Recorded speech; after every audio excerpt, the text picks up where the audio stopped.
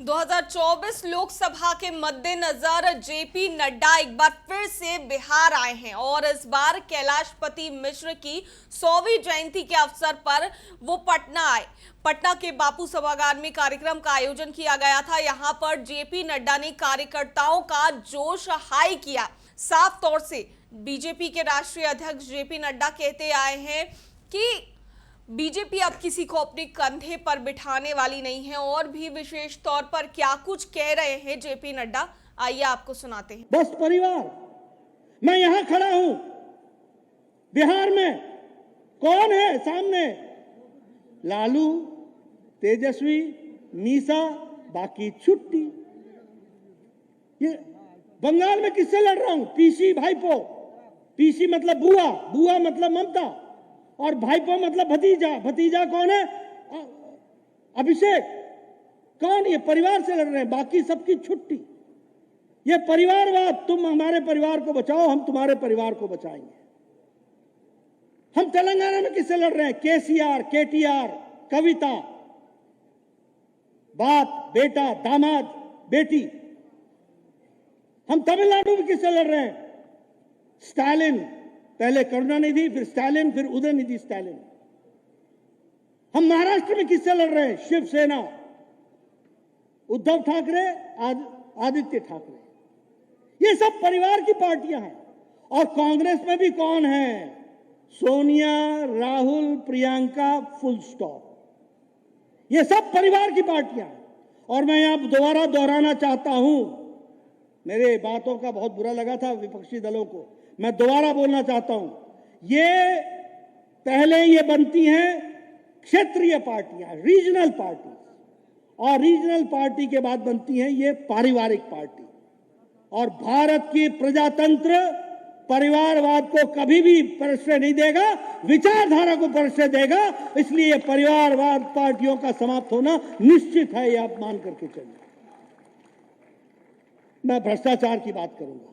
Congress party अकेली 12 लाख करोड़ रुपए का चूना लगाने वाली यूपीए की सरकार कांग्रेस पार्टी। भ्रष्टाचार पे भ्रष्टाचार। मुलायम सिंह की party Akhilesh, laptop scam, food grain scam, Gomti river front scam.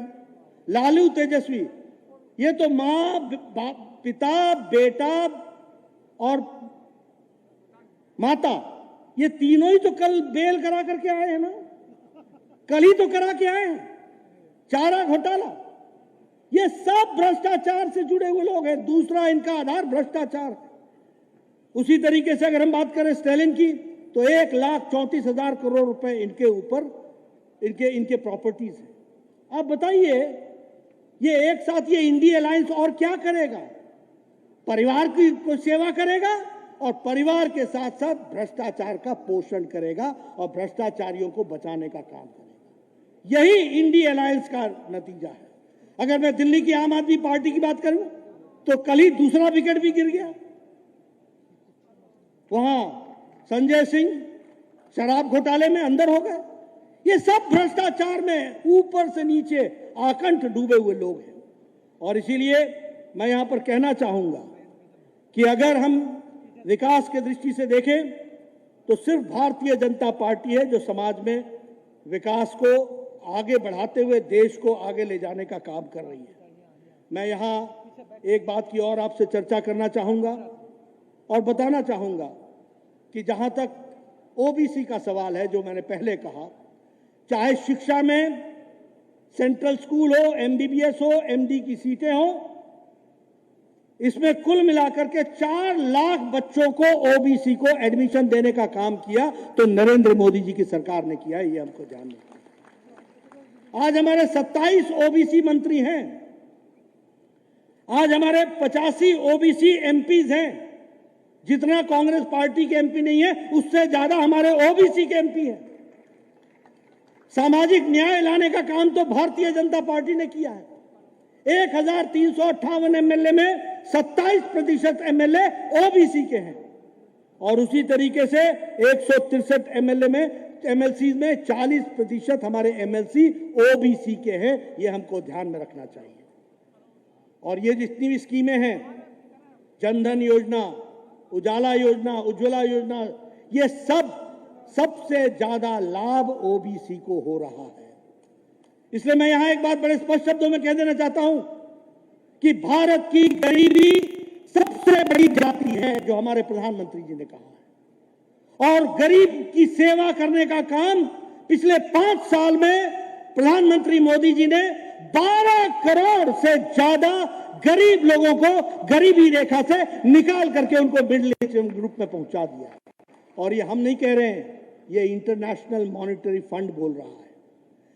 लगभग 12% लोग आज गरीबी की रेखा से ऊपर उठ चुके हैं और 1% लोग लेस देन 1%, 1% भी नहीं, लेस देन 1% लोग अति गरीबी से निकल चुके हैं। सिर्फ लेस देन 1% हमारे अति गरीब रह गए हैं।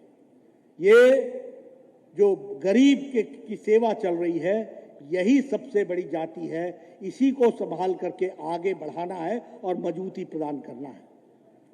मैं एक बात बताना चाहता हूं, जब हम कहते हैं सर्वांगीण विकास, तो मोदी जी के नेतृत्व में अगर देश की धमक दुनिया में G20 और अन्य तरीकों से पहुंची है, वहीं भारत की चमक दक्षिणी ध्रुव पर पहली बार कोई लैंडर को उतारना का काम भी उनके नेतृत्व में हुआ है। वो भी हमको ध्यान है, वो सैटेलाइट का उतरना भी वहां पे हुआ। और उसी तरीके से गरीब का सशक्तिकरण भी अगर हुआ है, तो वह भी प्रधानमंत्री मोदी जी के नेतृत्व में भारतीय जनता पार्टी और एनडीए ने किया है। इसलिए मुझे इस बात की खुशी है कि जिन बातों के लिए कैलाशपति मिश्रा जी ने अपनी जीवन लगाया, जिन बातों के लिए कैलाशपति मिश्रा जी ने अपना पल पल लगा करके कार्यकर्ताओं को गढ़ा बढ़ाया, उसको साकार करने का काम आज भारतीय जनता पार्टी प्रधानमंत्री मोदी जी के नेतृत्व में कर रही है। और मुझे बहुत अच्छा लगा सम्राट जी का एक वक्तव्य, उन्होंने कहा अब हम कंधे पर बैठाना छोड़ चुके हैं। मैं उनकी बात को याद रखूंगा। समय आ गया है कि अब अपने कंधे मजबूत होकर के 2024 में संपूर्णता से हम चुनाव जीते और 2025 में वो अपना कंधे पर और अपनी मजबूती पर विशुद्ध भारतीय जनता पार्टी की सरकार बनाए, इसके लिए हम काम करें।